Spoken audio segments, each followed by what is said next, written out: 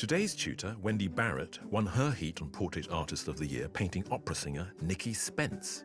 She's given us a real Scot here. And you do understand that he's a mountain of a man, even though we're only getting head and shoulders. In the semi-final, her arresting portrait of former Spice Girl Emma Bunton earned her a place in the final. Everything is very well balanced. There's not much there, and yet every element sings. And it was her commissioned portrait of her husband Fred, followed by her portrait of our very own Joan Bakewell. I love your palette. You got a little table, put your gin and tonic on it. Wonderful. That saw her crowned Portrait Artist of the Year 2023. Wendy Barrett. Wendy, great painter with a sensitivity for the human condition, and that combination is just magical. For her winning commission, Wendy produced an ethereal portrait of international conservationist Dr. Jane Goodall Will you help me unveil it? for the National Portrait Gallery. Oh, wow.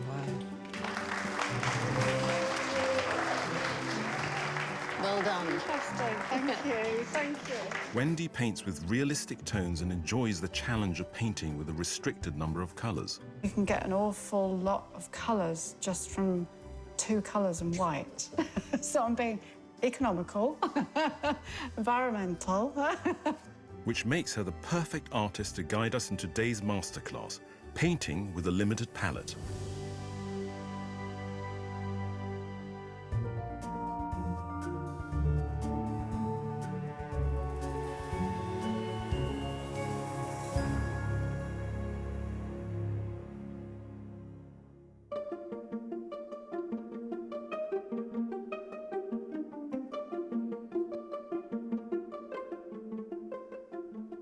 The limited palette that I'm using today is ultramarine blue, a burnt sienna, and a titanium white.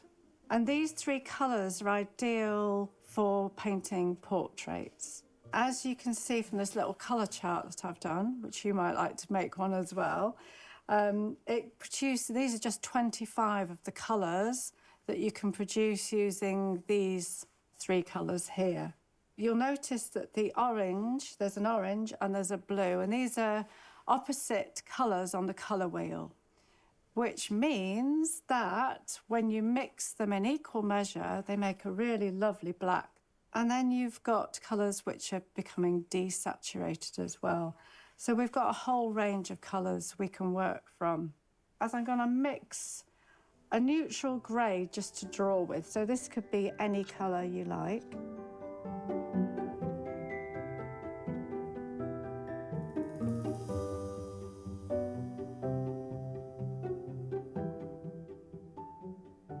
Now, I'm not going to put in too much detail because this is just so I know where to put my mixes of paint once we start to put paint onto canvas.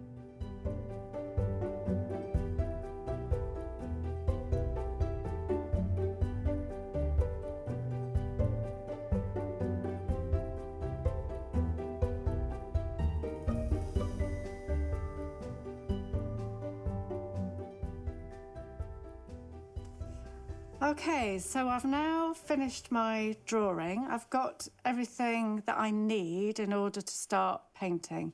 So minimal amount of marks, but enough information. So I'm going to start mixing colours. But as you can see from the reference, we've got so many colours. So what I'm going to do to start with, I'm going to edit it right down to, I think, 5 colours at the most. Obviously, with just these 3 colours, I'm not going to get every colour absolutely exact. And this is the lovely thing about using a limited palette. You've only got 2 choices of colour, so it's either warmer or colder, which leaves you open to think more about important things like tone, saturation, so how bright a colour is or how grey a colour is, and colour temperature. So with the blue and the warm orange, we've automatically got a cold and a warm. So I'm going to start by mixing a colour for the hair, And I've already mixed a black for drawing. And I think that's a pretty good black. So I'm going to make a lot more of it because I'm going to need a big mix to fill that area in. There's quite a large area of hair.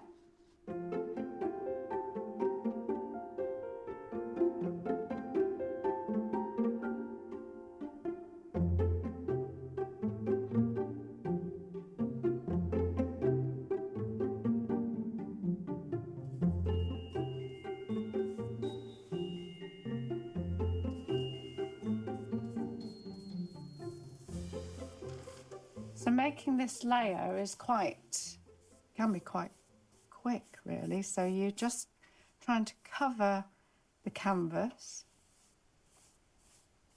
I find it's much easier to start with a mid-tone wash because you're then working from a mid-tone value. So you can work down to your darks and up to your lights. If you work with a white surface, so white is always dominant and it's going to really shout out, so you're always fighting against the white. With a mid-tone, you've already got some paint on the surface, which is a nice thing to start with, but you're just working from that mid-tone, working up and down, so it becomes quite a bit easier.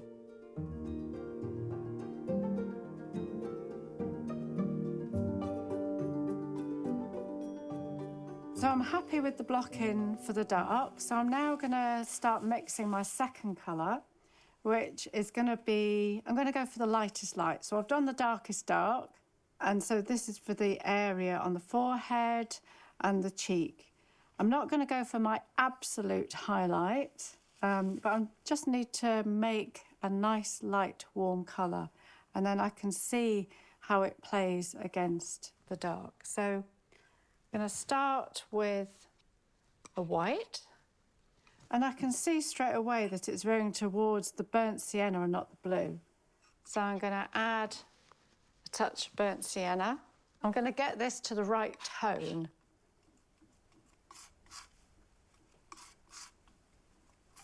Constantly referencing my image.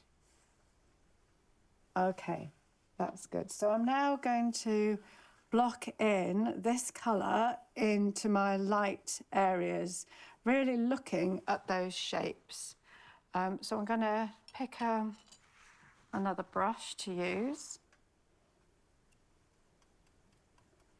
Get a good lot of paint on my brush, and I'm just going to put that in. You can see it's about the same tone as the background, but it's coming out warmer.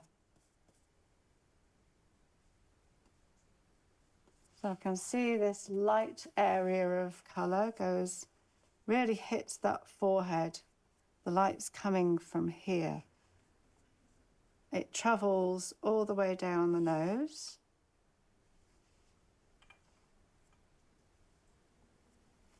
So you're just painting the light. It picks up on Jess's cheekbones and up to the nose. So find a nice brush that you like to use that creates some really nice marks.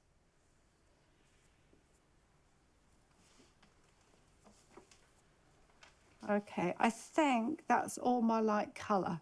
And I can see by looking at the reference and my painting that I'm getting the right sort of contrast.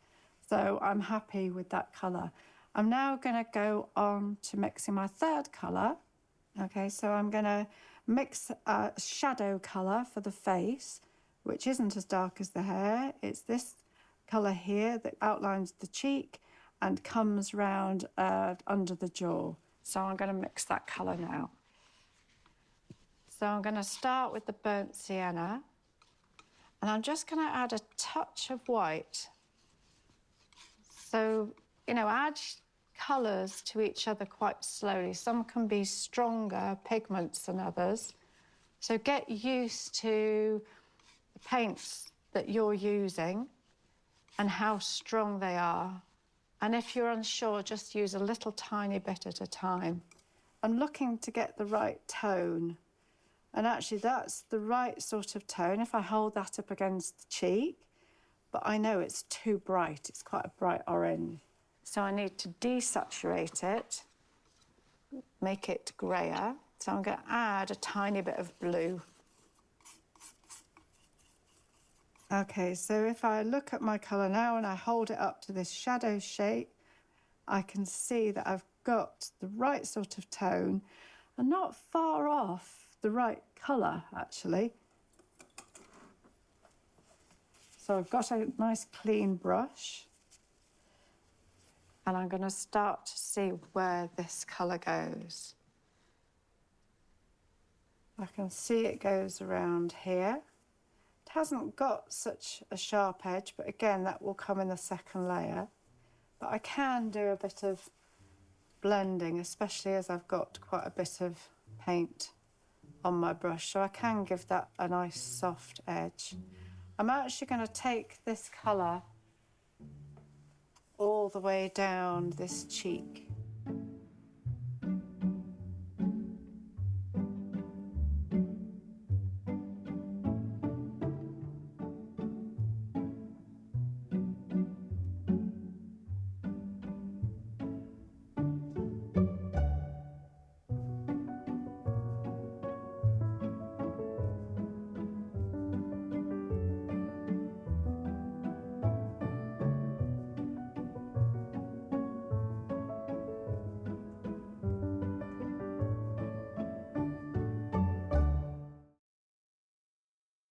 The wonder of using a limited palette is that you've only got 2 colours and a white to choose from. You're not overwhelmed by a full palette of colours.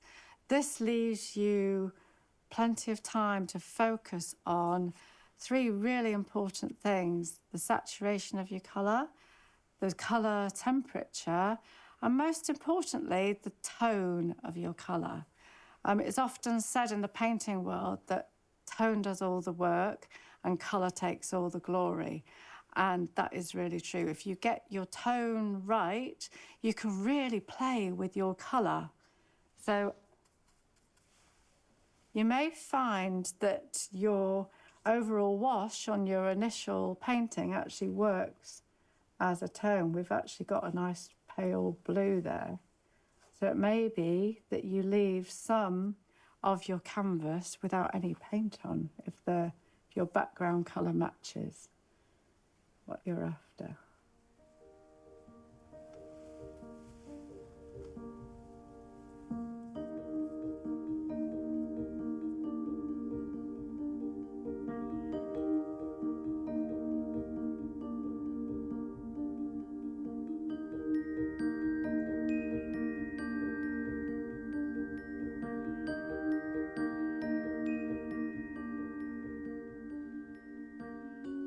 I'm going to mix another black, just so that I've still got that mix. And then I'm going to add a tiny bit of white to get it to the tone that's in the background. I think we're looking at a more bluey background than a warm background. I think we're looking at a cooler background. When you mix your colour, you've got a real black, and it's hard to see the colour bias, the colour temperature. So a good way of testing that is just to add a little bit of white, and you can instantly see whether it's bluer or warmer.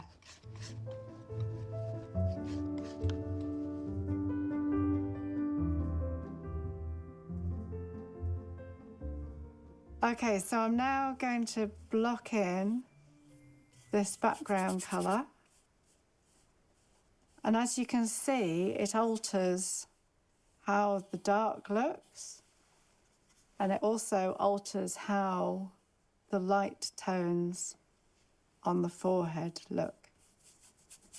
So don't start adjusting your colours before you've put everything on till they're next to each other, because one colour that's sitting next to another colour, they will affect each other and they'll change their appearance.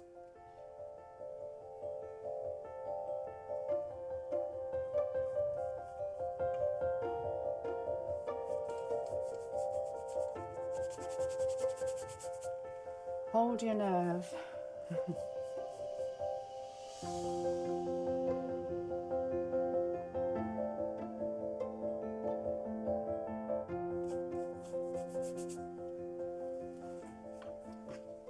Okay, so I've got my background keyed in, and I'm now going to mix my final colour, which is an olive green colour.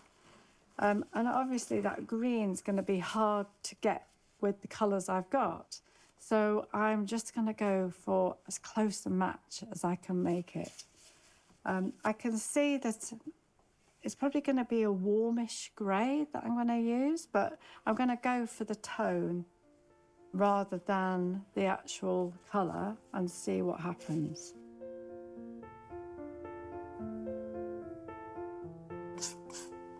Okay, I'm going to go with that.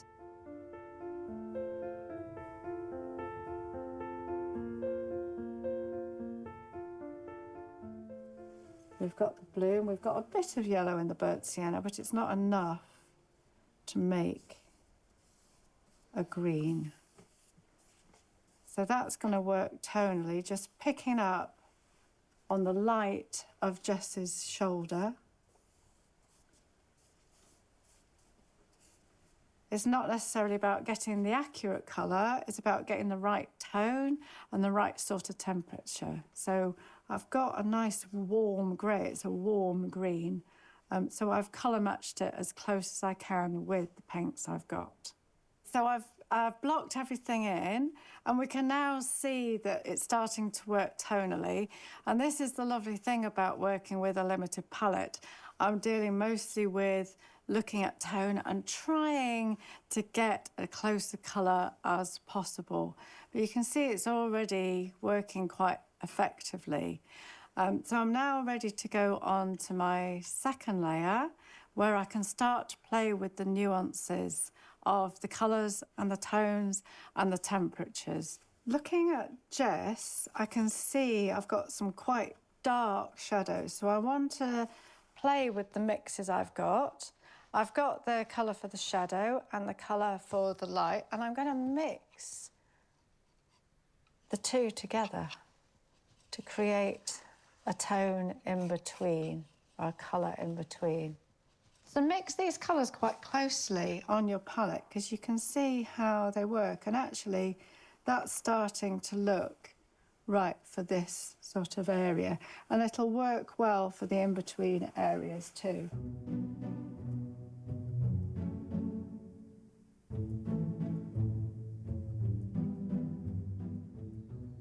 When you're using paints, be aware that different brands have different qualities of paint. So you tend to have a student's brand and an artist brand. And you'll see the artist brand costs quite a bit more. And it's usually because they're higher pigmented and they have a much higher tinting properties. So be aware of what you're using, play with what you're using, so you get to know the tinting strength and what they do. Sometimes you'll find that the more expensive artist quality paint can be more economical because you're using less of it.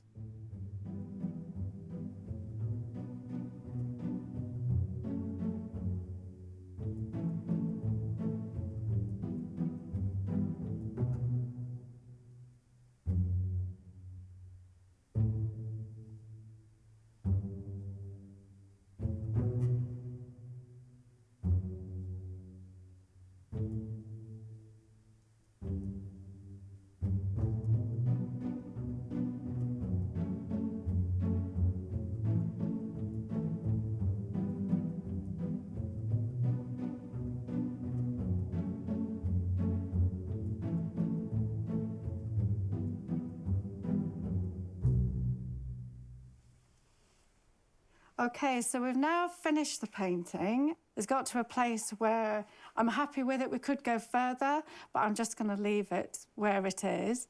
This shows you that you don't need to go out and buy every colour under the sun. You can just pick up 2 colours and a white, squeeze them out on your palette, find someone to sit for you and have really good fun. So go out and enjoy yourself. If you'd like to find out more about these masterclasses, go onto our website, skyartsartistoftheyear.tv.